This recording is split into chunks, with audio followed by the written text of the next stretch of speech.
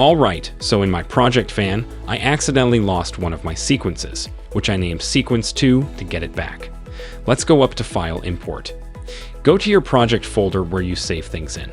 Here, you should see an Adobe Premiere Pro Autosave folder.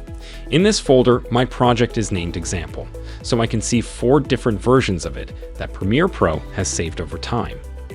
I'm going to choose the oldest one, Example 1, which will be the oldest autosave. It's most likely to have my lost sequence in it. In the pop-up, I'm going to select Import Selected Sequences because I'm only looking for a specific sequence.